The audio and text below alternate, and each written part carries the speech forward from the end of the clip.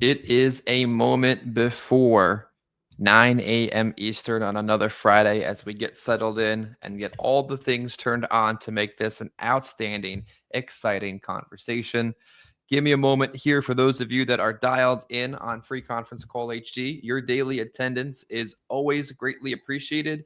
Those of you that are checking us out on Facebook, I got a favor to ask. Hit the like button. If you're watching us on YouTube, hit the subscribe button. The more interaction and the more comments and the more commentary that we can get, the more people see what we do. And the biggest growth that we've ever seen in our agency collectively has always been through social media. I fully believe that unless it was some type of all odd alternative universe, I probably would have never met Adam Bursan if it wasn't for things like social media. So only thing I ask in return is if you're watching, you're listening today, tomorrow, or in the future, you engage with the content below so we can continue to grow that audience. And more importantly, assist people just like you with what we do daily. So good morning. Welcome into our 6th Dynamic Friday of 2025. I believe I can count to 10. So far, I'm on track with 6. And it's a great opportunity for us to stay on track and to bring to the social media world what we do daily on our Free Conference Call HD phone number. As we get settled in this morning, we're obviously live on Facebook. We are live on YouTube. And wherever you're watching, I've got one favor to ask like I've done already. Engage in the content. Hit the like button, make a comment, and ask a question. If you're watching live right now in StreamYard or on social media and you have a question about the presentation, ask it, and we would love to engage in your comments. If you're on Free Conference Call HD, you know you're one of our favorites. You know we appreciate you, and we know that you're dialed into the conference call because you're on your way out into the field ready to make money. You know, one of the reasons why I enjoy us bringing our daily call live on social media as of like last September is that there's so much comments, so much commentary, so much content on social media that is just, it sucks. It's awful. It's incorrect. It's poorly placed. It's terrible. And a lot of the conversations on social media, a lot of the content lacks the practical experience and practical conversation that we're going to bring you today. A lot of the content and conversation on social media is so much just fluff without any of the actual meat and potatoes necessary to close the sale, get out the door, write business, and most importantly, stay in business. So what are we going to talk about today? We're going to talk about, in 58 minutes or less, Adam's presentation. You got to hear about most of my presentation throughout the course of January. And if you are onboarding with our agency, you'll hear more about the presentation at 10:15. But over the course of the next 57 minutes, we're going to dissect his presentation.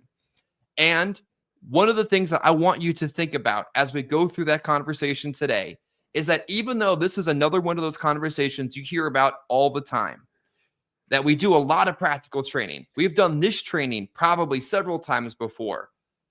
There's always something new that you can learn from it. There's always one big thing that you didn't hear before, one thing that you needed to hear today, something in this conversation that you're going to be able to take away and practically in production today, tomorrow, and over the course of the rest of your week and month.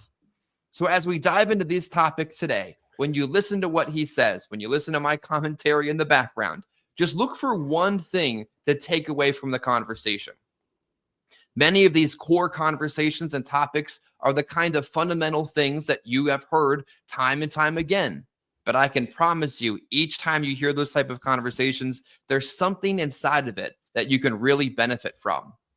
Now, I don't want it to be missed. I don't want you to think it sounds like something you've heard before, because you have. But I can promise you something in today's conversation is going to help you make more money, and is probably something you missed last time around. So we're going to be on Free Conference Call HD through 9:25 or 9:30. We're going to be live across social media until 10 a.m. Wherever you're watching or listening with us today. Thanks for being here, and let's get into the conversation about Adam's presentation.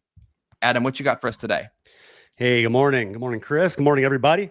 Wanted to go through the presentation. Last week, we talked about just steps to help agents to kind of get up and running with their business. Was that last week? No, 2 weeks ago. Yeah, last week we talked about referrals. The week prior to that, we talked about how to slay it. We talked about, how to slay it in the insurance business, which was really just kind of focused on getting your business up and running, proper steps to make sure that you make it in the business. So for those of you that maybe are just new and hopping on today, I would recommend to go back and watch that as well, because I think it'll definitely help you. But from there, like I mentioned, we kind of talked about all the necessary steps from the time you get your license, you get your leads, all the way up until the point that you're ready to sit down with somebody. We had gone through even the door knocking script, the appointment setting script, and all that. So now we are to the point that you're ready to sit down with the client. And that's where I wanted to go through my presentation today. And the reason I like my presentation, and I'll be honest, I didn't design this whole presentation. I learned this presentation about, I don't know, maybe 12 years ago, maybe longer than that. I can't remember. But the reason that I like it is that it gets the client involved. As you'll notice throughout that I ask a lot of questions and I get the client involved. I call them closing questions. They're questions that kind of bring the topic of funerals right center to the client, and it helps them to remember why this is so important. And in my opinion, majority of the people that are filling a card out, requesting information, or even online, they're filling it out because that's what they're looking for, is a plan to cover their funeral expenses. So that's why I like to keep kind of that topic right in the middle, but I like to make sure that it also hits home with the client. One thing we need to remember is that the people that we work with on a regular basis, for the most part, are people that, well, for one thing, middle to low income, they don't have a whole lot of money. They're living on Social Security. But they've also experienced, I could guarantee you that they have experienced this at least one time in their life, that somebody that they know passed away, they were not prepared, and the whole family had to worry about pitching in to pay for it. And that's just something that I kind of like to bring up in the presentation. I like to put the client back in the mindset of remembering why this is so important. So that's really what this is focused on. I've seen other presentations where they talk about, I know there's several different reasons people send this in. It could be this reason or that reason or another reason. To me, it all comes back to the fact that they want something to cover their funeral expenses. So that's really what this is focused on. And like I said, we'll go through, and I would recommend, as we go through, you'll even notice different closing questions that I have in the script. Write those questions down. Make a list of those questions and memorize those questions. And you want to get the client involved. You ask them questions. Some of the presentations I've seen or heard, they put me to sleep, where it's like the agent is just doing all the talking and the client's just sitting there okay. When are you going to let me talk? And I like to get the client involved. I think by getting the client involved, they realize that you actually do care and you care about what they think. And you're not just there to try to sell them something. You're there to try to help them and put them in something that will help them and help their family with something that's going to be very important to their family in the time of need. So I will go through and, we can kind of get what's moving. interesting is I think I remember there's a bumper sticker phrase from the industry, Adam, that has something to do with they don't care how much you know until they know how much you care. Maybe that's an old NASB-ism, but I think it's relatively true. I think sometimes agents get so excited about demonstrating their knowledge and their proficiency and their license, they forget that this is just really a human interaction. And in many cases, you're just sitting down for a first date, and to take your time and to build rapport and to ask questions. And imagine if you sat down for a date with somebody and all they did was talk for 38 minutes and you're like, well, at least this is a good meal, but God, when am I going to get a chance to involve myself in this interaction? So I think what you're saying there is so important. If you're not doing any listening in your presentation, if you're not doing any return of the conversation, then all you're doing is preaching, and nobody wants to let you into their house to have a 40-minute sermon about final expenses.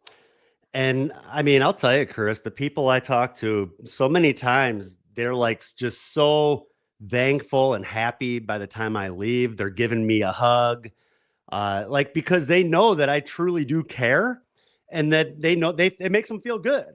Like that they don't feel sold, if you know what I mean. Sometimes I think people feel like they just got sold, and they don't feel that way. They're usually pretty happy, pretty happy with what I was able to do. And like I said, half the time they feel weird if I just put my hand out to shake their hand, like they want to give me a big hug. So Yeah. to me, that just shows to me that they can see that I do care, because I do. I mean, like I said, I know just doing this as long as I have. I mean, you just kind of you see the importance of this. Um, I would recommend, if you don't really see it that way, uh, wait until one of your clients passes away and go to their funeral. I've done it. I've been to my clients' funerals, and and it shows just by going maybe one time. You'll see the importance of what you actually did, and maybe will change your mindset as far as what you do, and just shows you that what you do really does make a huge difference. Some people might not think $10,000 or $15,000 is a lot of money, but overnight it's going to make that family's life a heck of a lot easier. And when you can see it in action, I think you'll agree that that what you do really does make a difference. So, but Yeah. anyways, yeah, So let's getting go your ahead and yeah, Yeah, what's up, real Chris? quick, I got one story to share, so it gives you a Sure. chance to load up your presentation here. You guys know I had a appointment on Wednesday that I came out with over 4,000 of premium in, and people are thinking, "Well, that's crazy. How was that possible?" Well, guess what it was? It was an existing client whose ex-husband died, who was a referral. Shout out to Aaron, who talked about referrals last week, and her daughter. They were this lady and her daughter were in their apartment. And I said, I need you to come out and make sure that I filled out the claim form properly. Sure, there's no profit to be gained in that. That's the right thing to do. What I do know is that when you go back in these moments, there's all kinds of new opportunities that come up just by doing your job appropriately. So I made the drive, I looked over the form. And while I was there, because they had just experienced death, they had just experienced the result of the life insurance policy. Now they wanted more. The daughter wanted a policy on her mother. And Yep. guess how much she wanted to pay? 200 and some dollars a month. Sure, absolutely. Let's get that taken care of. The mother wanted another policy to leave to somebody else in the family. Sure, let's get that taken care of. They saw it, they experienced it, they lived it, and they wanted more of it. And I think sometimes just realizing that's part of what you do makes the presentation more real to people. No, yeah, it makes a lot of sense. Like I said, just do what you can. Understand that you're not just selling them life insurance. There's much more to this than that. So yeah, I'm gonna go ahead and throw up the presentation here, presenting like a champ. I just thought of, I don't know. Last night I just was thinking of a thumbnail. I just thought, and my wife was talking about the confetti at the, I don't know, what is it? I think she was talking about the AFC championship game a few weeks ago when the Chiefs won, and all this red and yellow confetti was coming down, and she's like, if the other team would have won, would have been different color confetti. And I'm like, I don't know. I don't even know if they would have done the confetti because it was a home game. But I Yeah. think that's like an NFL thing. So maybe, yeah, maybe there would have been. But anyways, I found the picture with the confetti, and I just thought it was kind of cool. That was just back when I won an award for being the top manager with a company I used to work for. Well, So more importantly, Adam, I yeah, think as much as we know the Chiefs have the whole thing cheated on in the background, you have like Kansas City family and you're a Philadelphia fan in Chicago. It sounds like the most confusing combination of it's obvious though who you're going to cheer for. So I think we've made I that don't know pretty who you clear think if you I'm guys are cheering for, watching. Chris. Any idea? I think it's pretty clear if you guys are just listening and not watching, he's cheering for the Eagles from Chicago, just north of Kansas City. We'll see how it all plays out this Sunday. That's right. I've always been a big Eagles fan. You know what, Chris? I have this same jersey in a kid size down in my basement. I was I a believe huge that. I was a huge Randall Cunningham fan when I was a kid. I just thought he was like the first quarterback I could remember that was just like a good rushing quarterback, running all over the place and stuff. And lots of other people kind of followed in his footsteps. But yeah, he was always one I really liked, and that's why I picked up this jersey this year. It's been bringing me a lot of good luck. So So anyways, yeah, let's go ahead and let's Presentation. see. Sorry. Eagles. Hey, Go that's all Eagles. right. Hey, looking forward to it. Where are we at here? Okay, so yeah, presenting like a champ. I put in the comments, if any of you want a full copy of the presentation and the sales script, go over to unitylifegroup.com/careers/careers and submit an inquiry. There's a little spot for notes.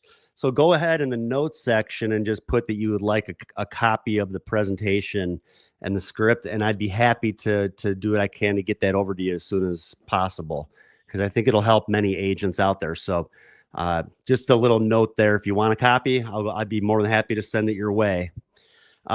So just a few little tips here.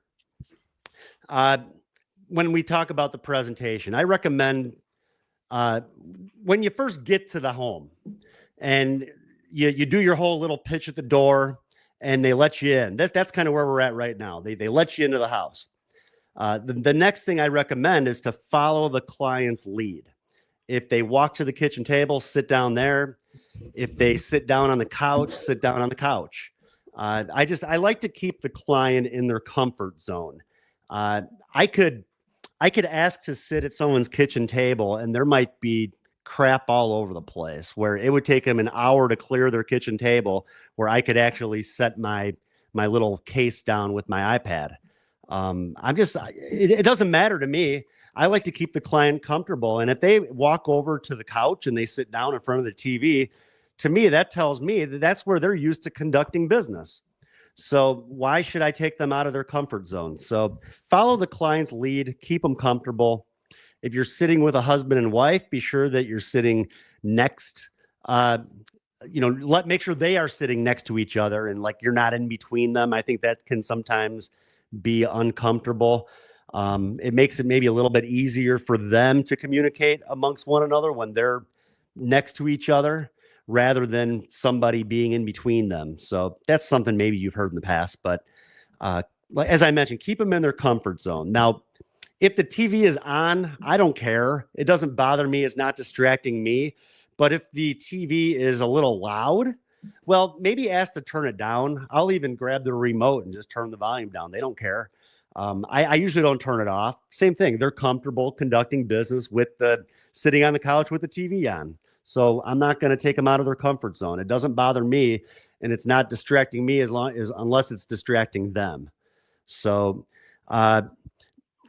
don't ask to take your shoes off. I just think that's kind of corny or annoying when agents walk in and the first thing they do is ask if they should take their shoes off. To me, like, you're the one who wants to be in control. You don't want to give your client that control, and that's what you're doing. If you ask it, right away, you're kind of I don't know, bowing down to them, when really you need to try to keep it the other way around. So the only time I would even like consider taking my shoes off would be like if there's like a foot of snow on the ground and there's snow all over my shoes, You mean you it's went out in the raining. snow? Yeah, or if it's raining and my shoes got all muddy or something. But I mean, I usually leave the house looking pretty good and my shoes are usually pretty clean. So, I mean, I'm not going to ask to take my shoes off unless they're adamant about me taking my shoes off. And that might Yeah. happen maybe once every 2 or 3 years. And I work a I'll lot add of one side leads. note to that. Yeah. Not to interrupt on you there. And I don't mean this in anything, but actually culturally very sensitive way. If I get into a home and there's an entire area of shoes, like this is clearly where all of the family and visitors' shoes go, I'm gonna catch a hint.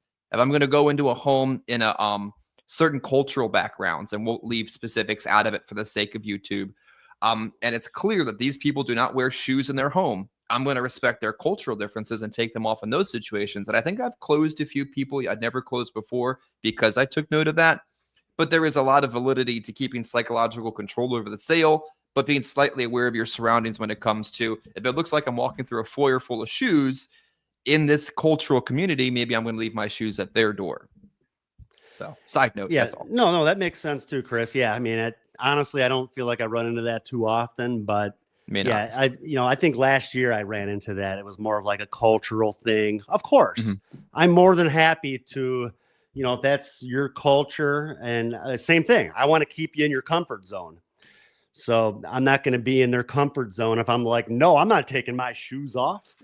Like, no, they probably wouldn't let me in their home. Be So aware of your surroundings. Yeah. yeah, same thing. Keep them in their comfort zone, but you also want to stay in control. There's no need to take your shoes off unless like a situation like that, or like I said, if they're all muddy or certain things like that.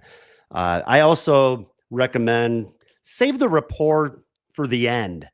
After you close the sale, you're cooling down a little bit. That's when you can kind of sit around and just kind of BS a little bit and talk about different things.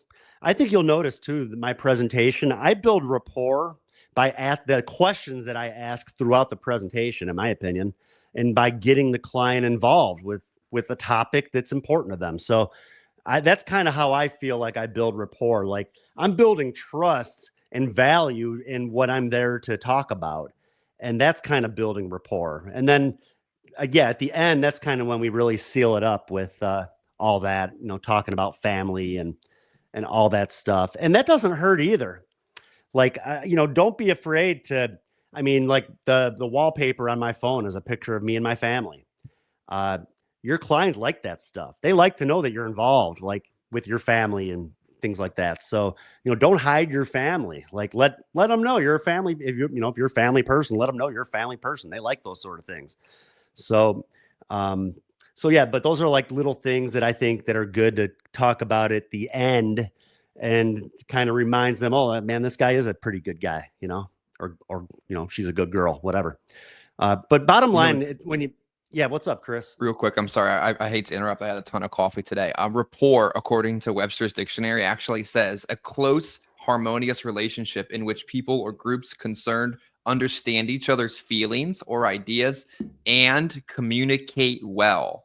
So you, by asking questions like Adam's talking about today, you are communicating well and not just running your mouth at somebody, and creating a harmonious relationship with the people that you're presenting to.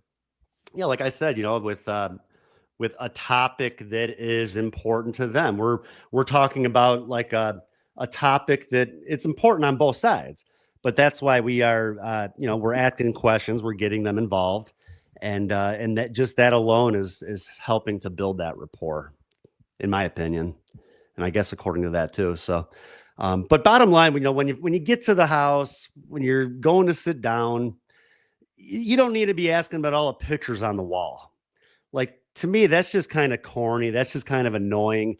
That's like the last 10 salesmen that have walked in the house that all do the same thing. Oh, are those your grandkids over there on the wall? Like, yeah, the last guy asked about that too. Um, same thing. If anything, save that stuff until the end. Yeah, they care about their family. That's why their grandkids are on the wall. But save that stuff till the end. Bottom line, they know why you're there. Just get to the point. Like, don't be annoying.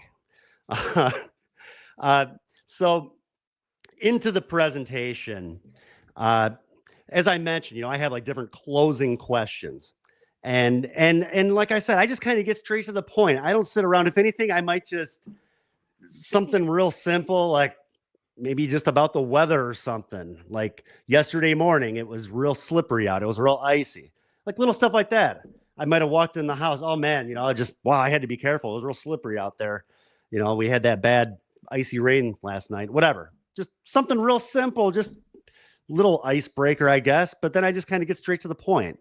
Um, First closing question. So Mary, by sending this card back, had you experienced a funeral lately? And that's the closing question. Have you experienced a funeral lately? Um, and they might not even remember why they sent the thing in, but now by asking that question, they know why I'm there. They know what I'm there to talk about, and it kind of puts them in that mindset, like I said, of remembering of why this is so important. And because I just got there and I didn't really build a whole lot of rapport yet, we don't really know for sure how they're going to react to that question. They might take the bait right off the bat. They might say, yeah, we had to bury our Uncle Joe about 6 months ago. And then I'm going to ask more questions from there. Wow, I'm so sorry to hear that. Was there insurance involved? Was it enough? If there wasn't insurance involved, did the family have to pitch in? These are all things that what I'm doing is I'm reminding them of, if they don't have a policy, the sort of things that their family is going to have to go through. So that's why I bring these questions up. That's why I ask them these sort of questions. Uh, if they said that they had not experienced a funeral lately, I might just say something like, "Well, a lot of people we talked to, we noticed they had experienced a funeral and it was difficult, and a lot of times maybe had not planned ahead properly, and the family had to worry about pitching in to pay for it." And then I just kind of move on. But yeah, if they say yes that they did, then that's where I'm going to ask these additional questions. I'm so sorry to hear that. Wow, was there insurance involved? Was it enough? Did the family have to pitch in? Well, I'm sure that got you thinking about this. So I'll go over this with you, tell you a little bit about us. We'll go over a few questions, and I'll put together a few rates and see what you think. On to the next page of the presentation. And this is where, like I said, the picture here, the Unity Life Group, that is the presentation. That's like a PDF of the presentation. And that's the part that I'm showing the client. Over on the left here, of course, this is just the script. So we're not showing the client this whole thing. I have a PDF of just the pictures. And so, like I said, if you want a copy, feel free and I'll send it to you. Unity Life Group is the name of our company. We go by the Family Legacy Plan. Our main focus is working with companies who have a good track record of paying claims and paying them quickly. That's just something that I feel very strongly about, Mary. We want this to serve its purpose. And what that means is that if you have a plan in place with us when you die, your family, they're going to get that money fast. And that's very important because these funeral homes, they want that money up front. So at least you know the money is going to be there for your family when they need it. And again, I try to make this different than the last 10 people that walked in. Other people aren't talking about these sort of things, but it's the truth. And they know it. They've been through it. Funeral homes, they're not waiting for the money. And if they have a garbage policy that takes 4 months for a claim to pay, that's not doing them any good. So I tell them, that's something I just feel very strongly about. I make sure that your family's going to get that money when they need it. And then we move on.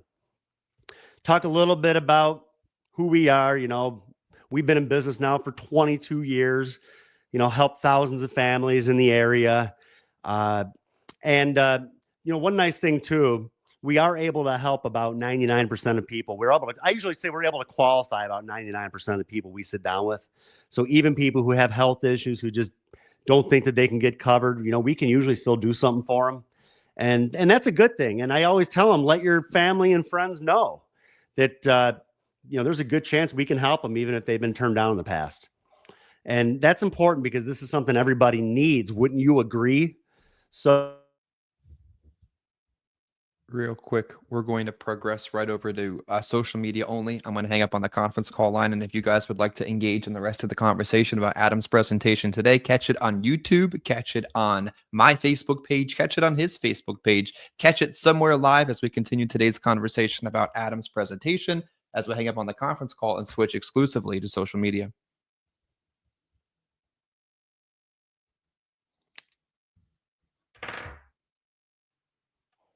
I think we might have had a slight bit of technical difficulty there, but I do see Adam now. Am I good Adam, now, Chris? Yep. We have hung up on the conference call. We are live exclusively on social media. I think we had a momentary glitch there, but one comment I wanted to make. My internet went out. I don't know what happened. That's all right. One comment I wanted to make that I posted over here is what you're doing there is a classic credibility statement. Agents need to have a credibility statement about them and what they're doing. They need to understand if they're selling on humor or if they're selling on seriousness. And what you're doing there is a really powerful sales tool that agents would pay thousands to learn from somebody else that you're teaching for free. Yeah. Let's see. I think I'm good now. Can you hear me? Yeah, you're loud and clear. You went blurry for a moment there. I think you're off camera, but I can hear you. I just can't quite see you. I switched to the next page of his presentation here so you can see it. And one of the things that I think is also really helpful when we're talking presentations is striking the balance, in my opinion, between visual aids and real life eye to eye interaction. I think it's incredibly important to recognize that sometimes you got to show people stuff. Sometimes you got to tell people stuff. And most of the time, you just have to listen to the people because there is a balance between each one of those things in at least the presentations that we give in face to face sales. Adam, do you want to keep going? So in this part of the presentation, one of the things that I also like visually about what he's showing is there's a lot of color to it. There's a lot of engagement in it, and there's a lot of realness to it as well. What he's doing here in this part of his presentation, because I've heard it countless times before, even watched him teach it, is he's talking about how important it is to explain what Social Security actually covers and what Social Security doesn't. What he's showing in the presentation is also the importance of kind of digging for the need and looking for the need in the conversation. And that's part of what he's looking for to share with the group. So while we're waiting for Adam to get back on, those of you watching on Facebook, those of you watching on YouTube, if there's any questions that you have about his presentation, questions you have about a final expense presentation, feel free to drop them in the comment section and we can answer them in real time. Jordan says, do you get a lot of people who try I'm going to put this one here. Do you get a lot of people who try to go down to the funeral references by saying they just want to be cremated? That's a good one. I often think when they talk about just wanting to be cremated, I'm not going to let that take me off the course of showing my standard 3-option approach. I had a lady on Tuesday, Jordan, say she's just going to go down to the funeral home and prepay as we were walking our way through the conversation. And I simply addressed that question. It's not an objection to me. It's a question about what that's really going to look like, that you'd have to finance it. It's basically like a used car. And we walked our way through that, I think answers that question. I'm going to take Jordan's comment off as we go back to Adam. All right. I made it back. Let's see here. Just make thing. I think we're good. Yeah, sorry about the glitch there, everybody. It wasn't my fault. T-Mobile's fault, I guess. So anyways, yeah, and we'll get to that too. He mentioned like cremation and that. I actually talk about that. Moving on here. Then we talk about the Social Security death benefit. I'm sure you know how it works with Social Security. They pay the $255. Sometimes if there's a surviving spouse or a dependent child who's in school. Now, if neither is the case, no one's getting anything. The $255 really isn't going to do a whole bunch anyways, because right now the average funeral is ranging between about $4,000 and $20,000, with most falling around $12,000. Does that sound accurate to you? Yeah, I think it cost even more the last time we had a funeral. Exactly. See, and the reason this closing question here, Chris, does that sound accurate to you? Now, the reason that I ask that question is, again, at the beginning, when I asked the person if they had experienced a funeral lately. Well, I mentioned, because I asked that when I first get there, and sometimes they're just like, no, I didn't. And they're very short with me because they don't know me yet. Once I talk a little bit about why we're there and who I am and what we're going to talk about, they tend to open up a little bit more. So that's why when I say, does that sound accurate to you? Even if they said no at the beginning, a lot of times now they might come back and say something like, yeah, we had to bury our Aunt Judy about 6 months ago. I think we paid about $11,000. So what's that doing for me? That's telling me about how much coverage they feel like they're going to need right now. And it's just crazy. Once you do this, you'll notice, if you do try the presentation, you'll notice that that's what happens. Even if they tell you no at the beginning, then they're going to come back and reference a situation that they had experienced a funeral. And what else does that do? That opens up those other questions that I was not able to ask at the beginning. Oh, you had to bury your Aunt Judy. I'm so sorry to hear that. Was there insurance involved? Was it enough? Did the family have to pitch in? So all that stuff I wasn't able to ask when I first got there. Now I can ask those questions that are important, like I said, that are closing questions. I like to focus on the need. And again, when they tell me they had to bury someone for $11,000, that's their need. That's how much they feel like they're going to need. And that's what sells. I focus on the need, and then I focus on affordability. Those to me are the two most important things. So then, and you know what? A lot of times I even talking about the average funeral costs, I'll even bring up an example, and I'll say something like, yeah, one of my not one of my relatives, I'll say one of my clients actually, her husband passed away about a year and a half ago. She told me she had to pay close to $18,000 to bury him.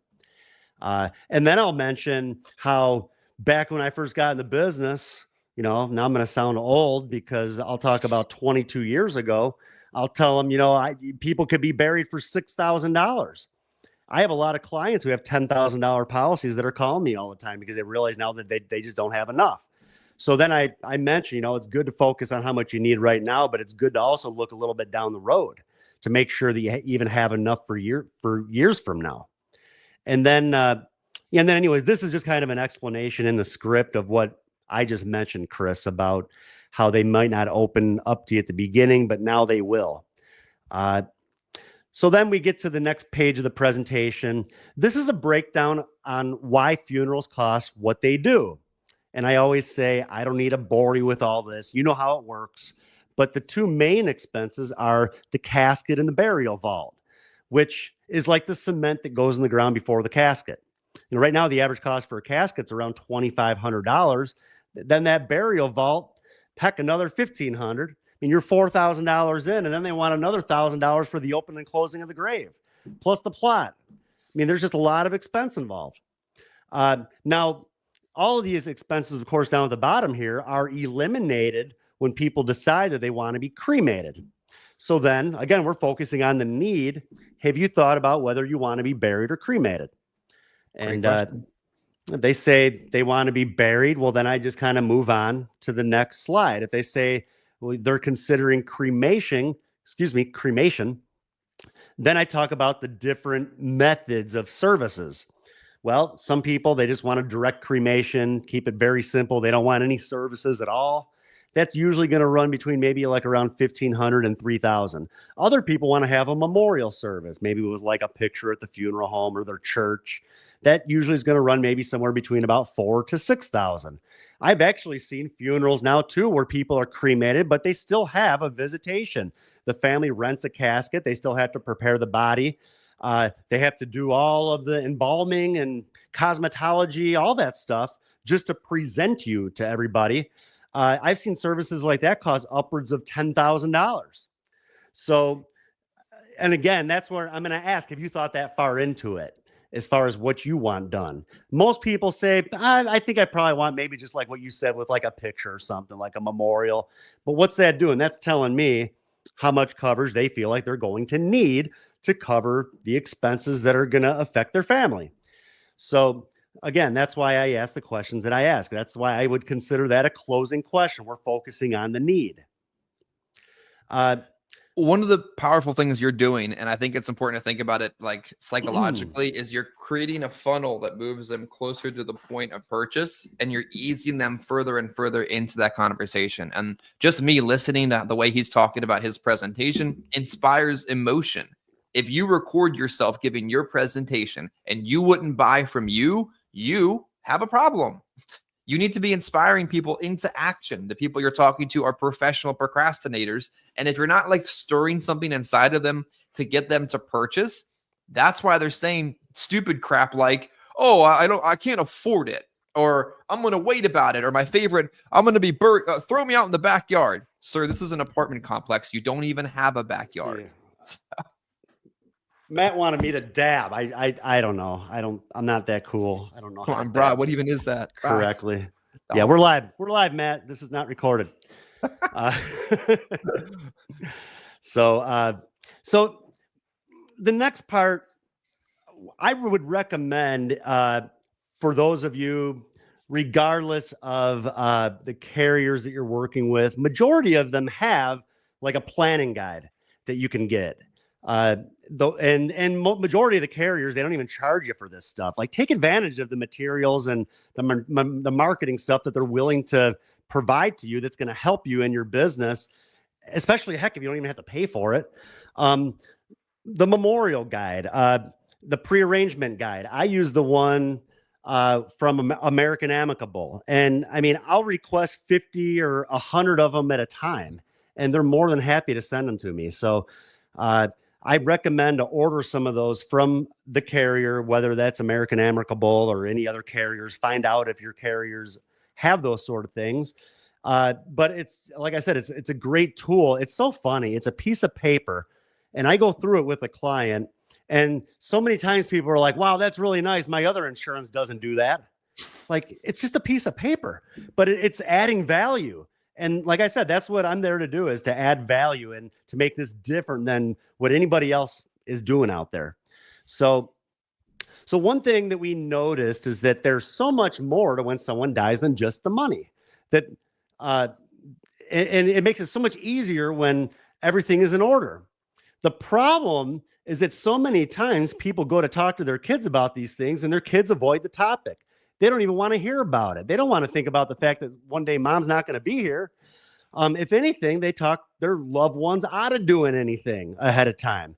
And that's the last thing that you want to happen. This is like the last gift that you're going to be leaving your family. So why would you want them to turn down the gift that you know is going to help them the most in their time of need? So if anything, what you can do, you can fill this memorial guidebook out and leave it to them. And with this filled out, your family will know how you want every little thing done. And I think they'll appreciate that you took the time to do this for them. And it may even prevent an argument, because sometimes that happens too. So what I'm doing there is I bring up the fact that, or I'm getting over I'm helping them getting over an objection that they like to give me at the end by kind of crushing it right now. The whole, I got to talk to my kids about it. So when I bring this up, it kind of makes sense to them. Yeah, that's right. I'm doing this for my kids. Like, why should I let them talk me out of this?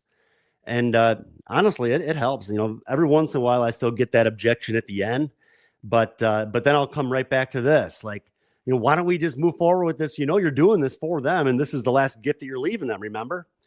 And so, you know, it does help. Sometimes it's an objection that maybe is difficult to overcome. Sometimes it's a smoke screen.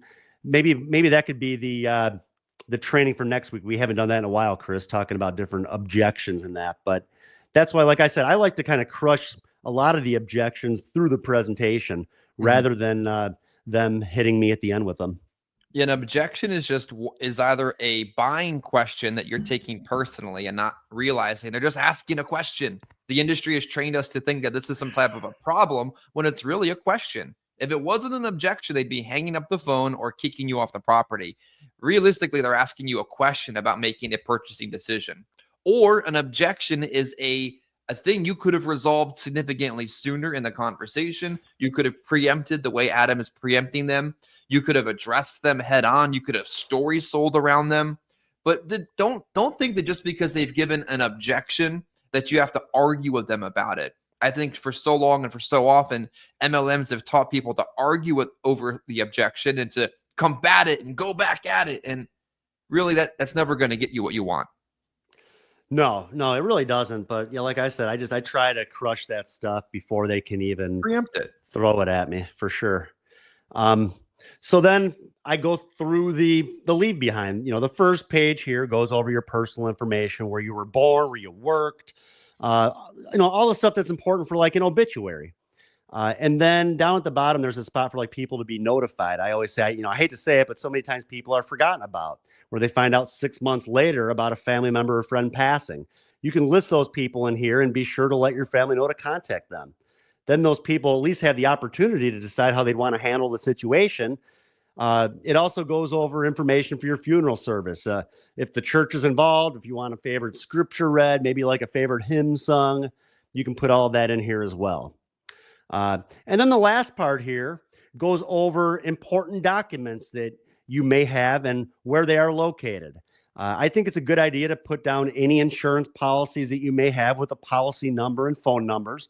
I sometimes wonder how many insurance policies go unclaimed because the family has trouble locating the policy and not knowing the company that it's with. Heck, at least by putting that information down, your family will have access to that information. I will also include my name and my phone number in it, so your family will know that they need to contact me right away when that time comes. I'll make sure we get that claim started quickly. And as soon as that claim is processed and approved, we can either overnight a check or deposit the money from your insurance right into your beneficiary's bank account. We prefer sending the money to your family because there are more expenses involved than just the expenses at the funeral home.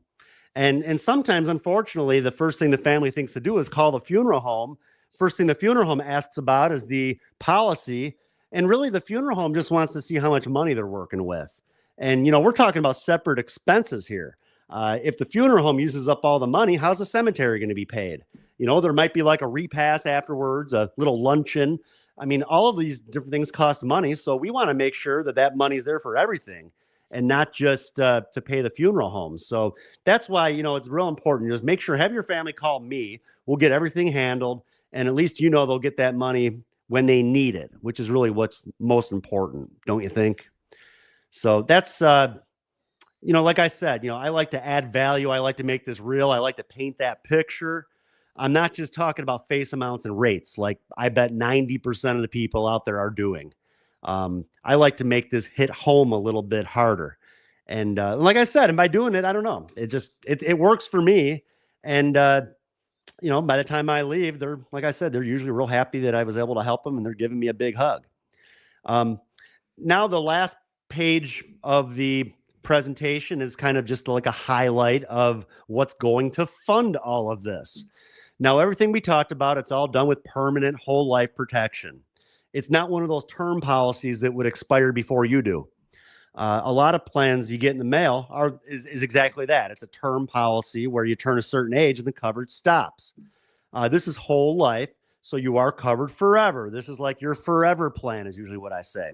Your benefits, they never decrease, and your premiums, they'll never increase. Also important, because there's plans out there too, where every few years the rates go up, where it could get to the point where you can no longer afford it.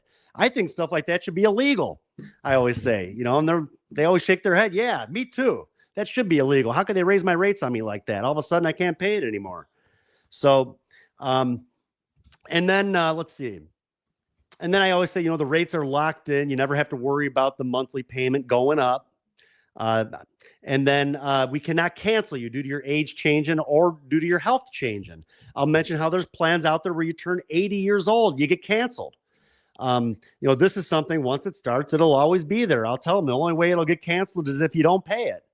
And we do. And then I always mention, we do try our best to cover people from the very first day. That's really our goal, is to cover you from the very first day.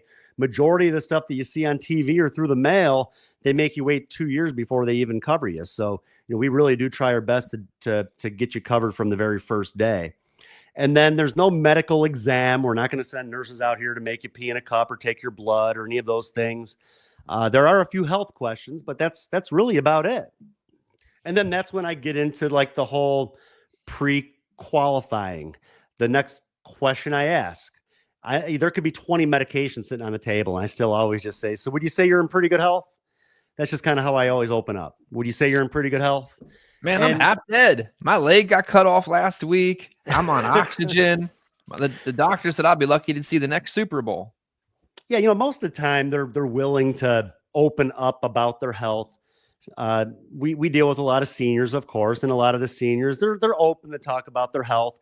They're used to like nurse practitioners coming into their home and stuff like that. They're used to talking about their health. So yeah, they're usually pretty open about that. And majority of the time, even before I even get to the health questions, I already have a good idea of which way the policy is going to go. First, I ask them, would you say you're in pretty good health? And just kind of see what they say. They might open up, yeah, pretty good health. I got high blood pressure, some cholesterol, a little diabetes, stuff like that. But again, these are just different things that are going to open up to more questions. And then I ask about their medications. And I always ask, can you grab your medications for me? Because, the last thing you want to do is quote somebody and they didn't tell you about half their medications, and then it comes back other than applied for, and then you got to resell it. Then you either got to conserve it and with a higher premium, or you're playing guessing games trying to figure out where to place that business. Yeah. Whoops. I forgot I had dementia. Yeah. Just, so ask for the medications, or a lot of people I talk to, they have a list of their medications and they know where it's at. So, do you have a list of your meds? Would you mind grabbing that for me? If not, could you just go grab the bottles? They might bring you a shoebox with all their meds. Trash bag.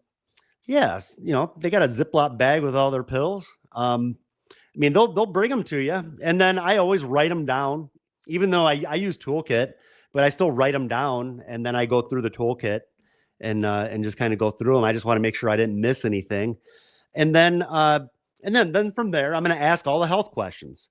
And I'm real quick with it now. I bet I have most of them an application memorized, where I'm just kind of throwing it right off the top of my head, all the health questions. But yeah, I'm going through all the health questions with the people, making sure I know the best options of what they'll qualify for. And then from there, I'm going to ask the next closing question. Do you have coverage now? And if they say yes, great. Okay, that's good. It's not a bad thing. Don't be let down if they already have coverage. That's a good thing. Great. So you're just looking to add to what you have of affordable. I'm shaking my head yes. They're shaking their head yes. But if they say no, that they don't have coverage, as it says here in red, like I said, make them feel like they're the last person in the world that doesn't have a policy. And I'm very expressive about this. And I'm going to do it just like I do it in person. Wow. No wonder you contacted us then. This is important. And I say it just like that to the client because it is important. And if they don't realize it's important, maybe by me being expressive about it, they'll realize, man, this really is important. I really do need to do something. And I'll be quite honest, Chris, I can't stand it when I'm in a house and the person doesn't have any coverage and they still won't do anything. And I leave without a sale. Like I'm usually pretty ticked off about it because I know they need it. And like, I feel like I didn't do a good enough job if I walk out and they still wouldn't move forward with something.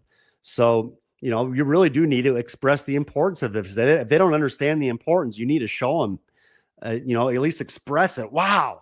I can't believe you don't have a policy. I'm so glad you filled that card out. This is important.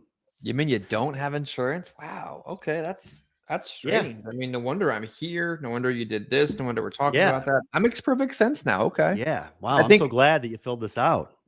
People need to recognize that a presentation needs to be, in some cases, in many cases, a performance. Like you are on stage presenting your product. This is a performance. It's not just preaching. And when you have opportunities to be emotionally engaged in the stuff that they say, don't miss it. Well, I already have insurance. Oh, that makes sense. Let's go ahead and make sure that everything that you thought it was is what it is. We're going to go over that too. You don't have it. Huh. Man, that's strange. Like, I think it's important to be a little bit of an actor in these moments. Yeah. And again, if they already have coverage, that's where, like I said, you can always talk about the fact that, these prices are going to continue to go up. I even have a funeral cost inflation chart. Same thing. Go on unitylifegroup.com/careers and ask me for it. I'll send it to you. But I can pull that out. Oh, you already have a $15,000 policy? Well, that's good. Now, you're probably going to live to be, you're 65 now. You're probably going to live to be at least 85, don't you think? And you pull that chart out and you show them, well, it's great that you have the 15,000 to cover your burial now, but look at it in the year 2045. It's going to cost almost $30,000 to bury at that point. So it's not a bad thing if they already have coverage. There's ways to still add. I don't really replace unless I know for sure I'm putting them in a better situation. But like yesterday, I had one. Yeah, I was able to put the guy in a better situation. And I actually combined. The husband had a policy. The wife didn't. And I was like, well, why don't we just, get you both set up with the same company? And, I was actually able to get him coverage. I think it was only like an extra $30 more to have his wife on a policy than what they were just paying for the husband. So there you go.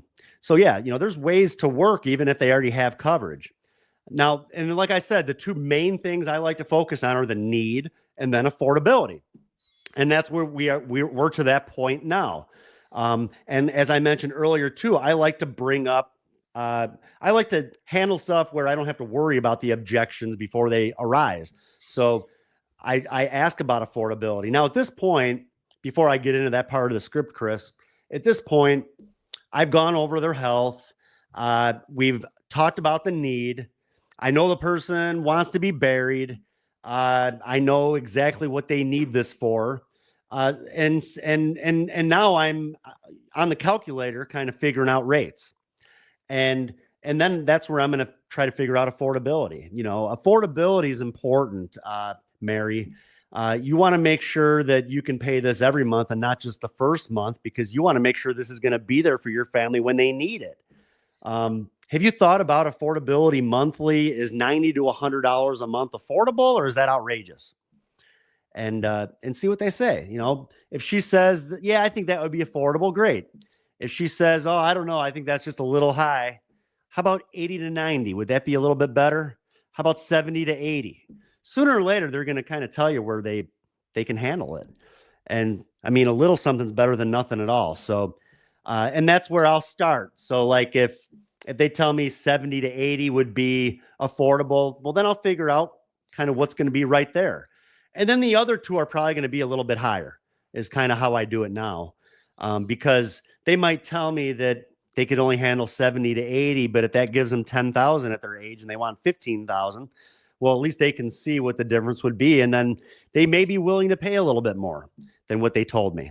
But if they come back and say, you know what, at the end, if I didn't do this and I just put 3 quotes together and they were just like, everything sounds good, but I just can't afford it.